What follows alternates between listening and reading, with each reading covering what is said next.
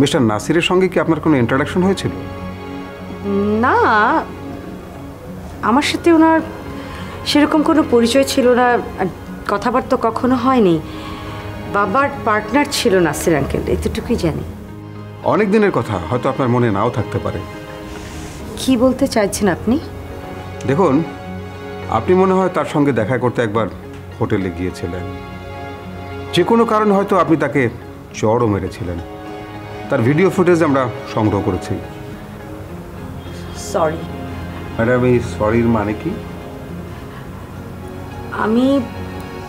আমি আমার সম্মান রক্ষার্থে আমি মিথ্যা বলেছি। না না, বিষয়টা তো আপনার দিক থেকে ইনডিসেন্ট কোনো কিছুই না। আপনি আপনার সম্মান রক্ষার্থে তাকে আঘাত করেছেন। That's okay. জি। আচ্ছা, কেন গিয়েছিলেন বলুন তো? বাবার কিডনির ট্রান্সপ্লান্টেশনের জন্য বেশ কিছু টাকার দরকার ছিল। উনি কি আপনাকে হোটেলে দেখা করতে বলেছিলেন? জি।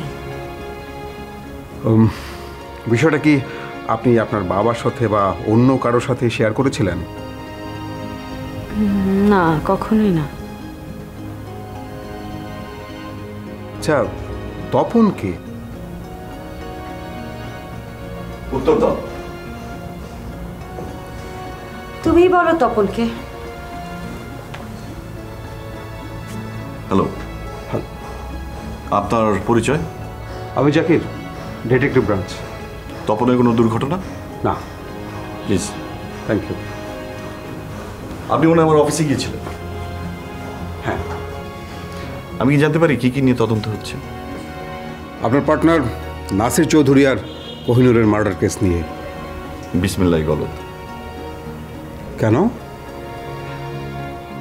নাসির চৌধুরী ছিল ওর বাবার পার্টনার এবং ওরও। আমার পার্টনার মানে? আরে, তুমিও তো একজন ডিরেক্টর নাকি? লিথি গ্রুপের ডিরেক্টর। Sleeping partner. ওই একই কথা। এক নয়। আমি কি কথা বলবো না তুমি সব বলবে? আমি তো বলছিলাম। আমি কি চলে যাব না থাকবো? ম্যাডাম, সেটা তার ইচ্ছে। আপনি থাকুন প্লিজ। Thank you. অফিসার, আপনি তপনকে নিয়ে কথা বলছিলেন। আমি আরও এক ক্লাসে পড়তাম, মানে সহপাঠী। আর কিছু? আর কিছু মানে কি? আর কিছু মানে আপনার সঙ্গে তার ঘনিষ্ঠতা ছিল? ছিল। ব্রেকআপ হয়ে গেল কি কারণে? Can I interrupt for the sake of your investigation? Carry on. Go ahead. ঘনিষ্ঠতা ছিল, বি স্পেসিফিক। সেটা কি প্রেম? হ্যাঁ। ম্যাডাম, আপনাদের ব্রেকআপ কেন হলো? আমি বাবাকে কিডনি দিতে চেয়েছি, বাবা রাজি হয়নি। তাই সিদ্ধান্ত নিলাম বিয়ে করব।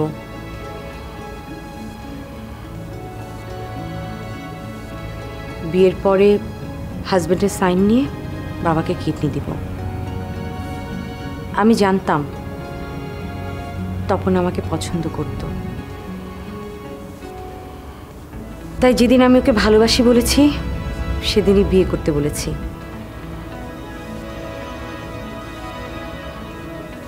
কিন্তু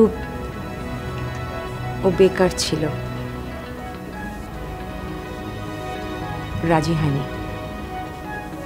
তখন আমি দুটো কাগজে ওকে সাইন করতে বলি, ও ভয় পায়। কাগজ দুটো কি ছিল? কাগজের একটি ছিল আমাদের কাজের সামনে বিয়ের সই, আরেকটি ছিল ডাক্তারের সামনে কিডনি দেওয়ার অনুমতি। তিনি রাজি হননি? না। বাবা তো কিডনি পেয়েছেন। হ্যাঁ। ডোনার কত টাকা নিয়েছে? নেয়নি। তার নাম কি? তার পরিচয় গোপন করার শর্তেই সে কিডনিটা দিয়েছে। ম্যাডাম, আপনি কি জানেন তিনি কে? জানি। কে?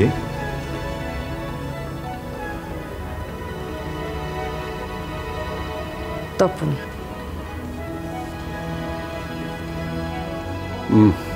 আমি না হয় অন্য আরেক সময় আসবো। ঠিক আছে। মিস্টার সাহেব, আপনার সঙ্গে আমার কথা হবে, তবে সেটা হবে আপনার অফিসে। Your welcome. আসি।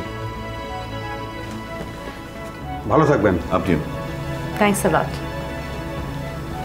কই, তুমি তো কখনো আমাকে বলনি কি? তপন মহত্তম ব্যক্তি। ঠাট্টা করছো? না, একদমই না। খুশি হলাম। পুলিশের সামনে তপনকে বড় করার অর্থ কি জানো? কি? আমাকে ছোট করা।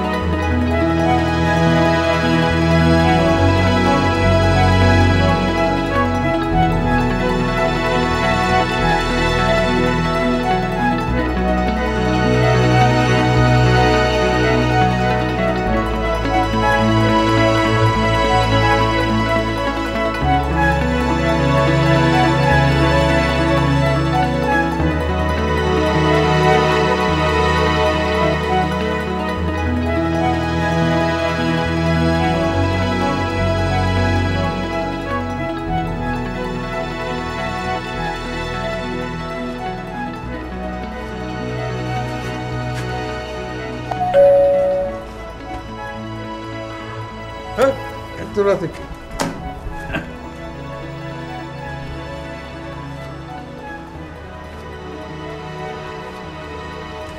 সালাম চাচা।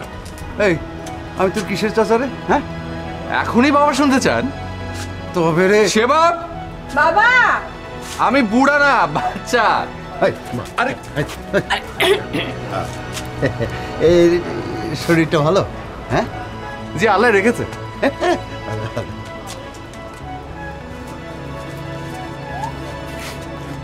তোমার বাবা আমার জামা ধরেছিল। এ কি? আরে আরে বাবা! মানে কি? এমনকি দুজন মিলে মারবে? হ্যাঁ।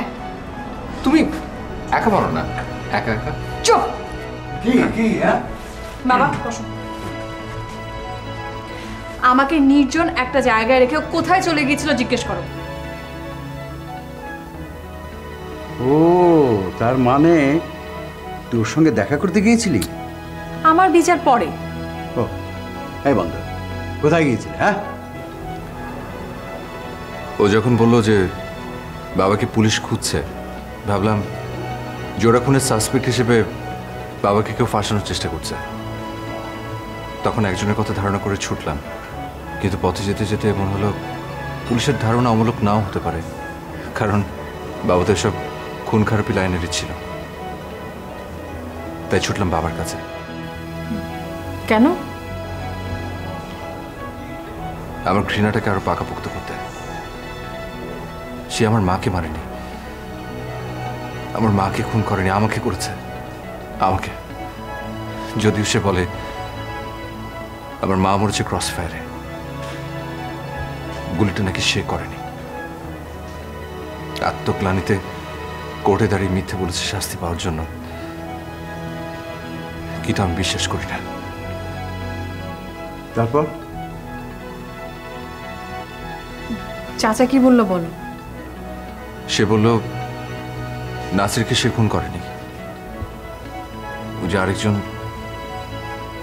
তাকেও না। কিন্তু তবুও আমার সন্দেহ যায় না, কারণ যারা মরেছে তাদের সাথে শত্রুতা ছিল হাসান সাহেবের।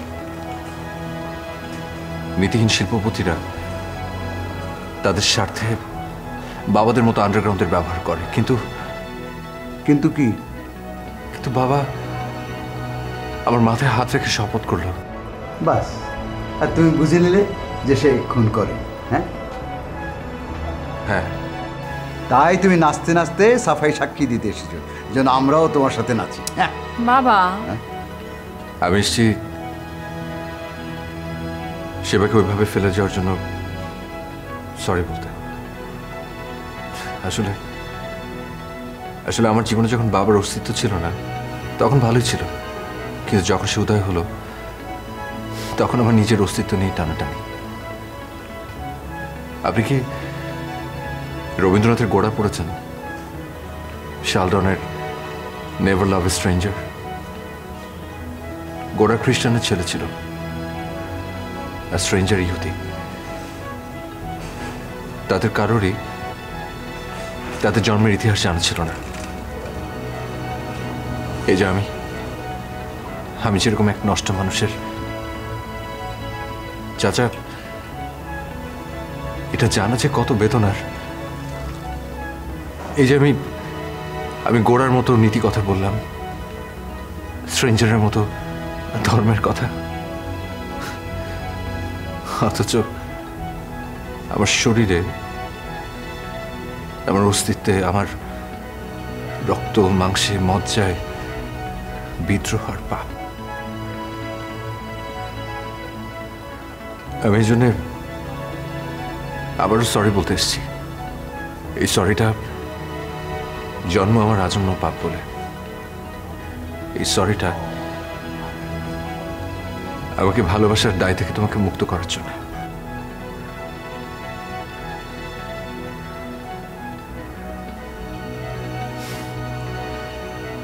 আমার কথা শেষ চাচা।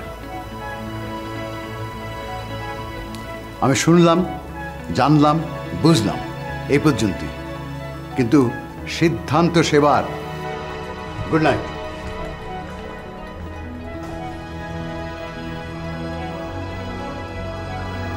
সেবা, আমি তোমার সাথে কোনো ঝগড়া করতে চাই না, যুক্তিও দেখাতে চাই না। আমি তোমাকে ভালোবাসি, বিয়ে করতে চাই, আমি প্রস্তুত, এটাই আমার কথা।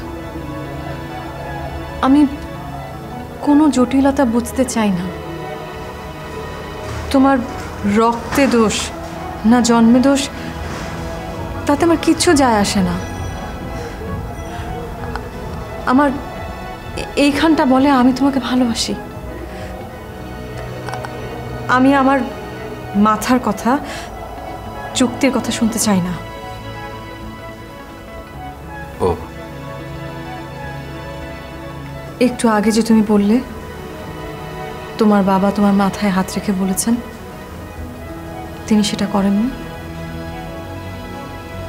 হ্যাঁ, তোমার মাথা ছুঁয়ে বলুক, এটা কি তুমি দিয়েছিলে নাকি সে? আমি। তোমাকে সেটা বলতে কে বলেছিল? তোমার হৃদয় নাকি মাথা? জানি না।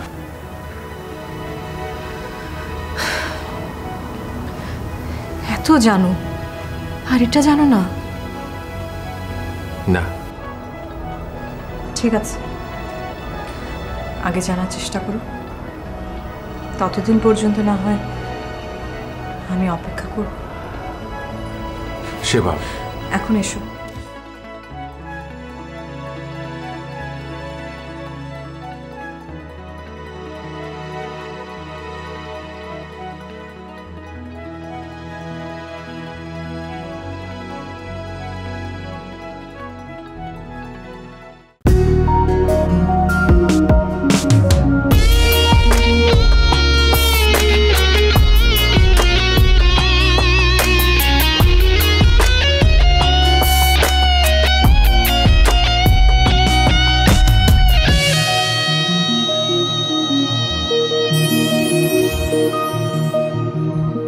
ভালোবাসা তুমি কোথায় থাকো,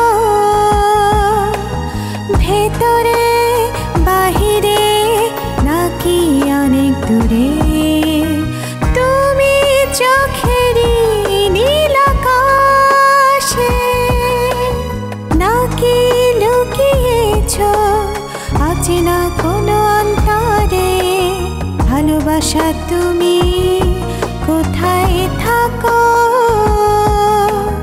ভেতরে বাহিরে নাকি অনেক দূরে।